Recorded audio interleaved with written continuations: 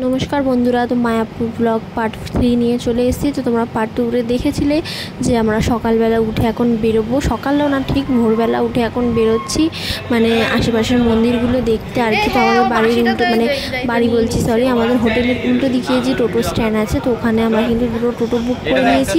দেখো সবাই মিলে রেডি হয়ে বেরিয়ে পড়েছি আশেপাশের যতগুলো মন্দির আছে সেগুলো ঘুরে ঘুরে দেখবো বলে। আর হ্যাঁ, তোমাদের আগের যে ব্লগে আমি বলেছিলাম যে একটা জিনিস কিনেছি সকালবেলা, সেটা পরে দেখাবো। তো দেখো এটাই হচ্ছে সেই ড্রেসটাই, যে গোপীর ড্রেস, এটাই কিন্তু কালকে কিনেছিলাম। করে তো আমরা রেডি হয়ে সবাই বেরিয়ে পড়েছি প্রত্যেকটা মন্দির দেখতে। কিন্তু এখানে দুঃখের বিষয় হচ্ছে কোনো মন্দিরে কিন্তু এখানে ফটো বা কোনো রকমের ক্যামেরা ভিডিও কিছু করতে দিচ্ছিল না। তো যাই হোক আমরা বাইরে দিয়ে যতটুকু পেরেছি ততটুকু করেছি। তোমাদের শুধু মন্দিরের বাইরের যে গেটটা সেটা ছাড়া কিছুই আর দেখাতে পারছি না। তো যাই হোক এখানে দেখো আমরা কিন্তু টোটোর মধ্যেই যে যার জুতো খুলে তার মন্দিরের ভেতর প্রবেশ করছিলাম, যেহেতু কোনো মন্দিরে জুতো পরে ঢোকা এলাও নেই, সেই জন্য আমরা কিন্তু জুতোটা টোটোর মধ্যে খুলেই ঢুকেছিলাম। তো তারপর এখানে দেখো এখানে আরও একটা মন্দিরে চলে এসেছি। এই মন্দিরটা আমি অনেকটা কিছু ভিডিও করেছি, ক্যাপচার করেছি, তো সেটাই তোমাদের দেখাই চলো।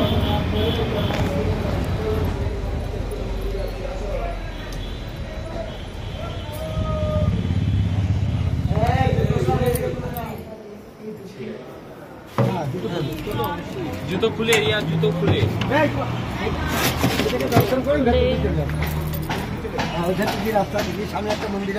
এটা আরো একটি মন্দির চলে, এই মন্দিরটা তোমাদের দেখাই। জুতো রেখে এলাম তো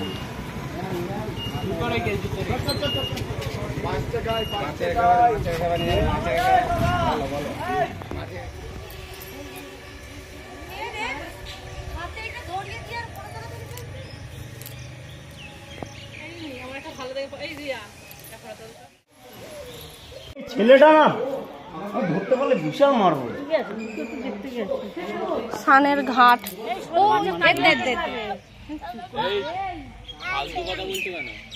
চলো এই দেখ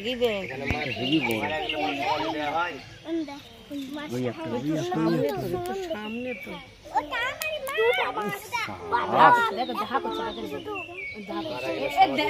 এটা রুই কাতলা হবে। তো সমস্ত মন্দির পরিক্রমা করে এখন যাচ্ছি হোটেলের দিকে। হোটেলে ঢোকার আগে আমরা একটু কিছু খেয়ে নেব, কারণ আমরা যেহেতু একদিনের জন্য হোটেলটা নিয়েছি, আমাদের 10টার মধ্যে হোটেলটা ছাড়তে হবে। আমরা রাত্রে কিন্তু সমস্ত ব্যাগপত্র সব কিছু গুছিয়ে রেখেছিলাম।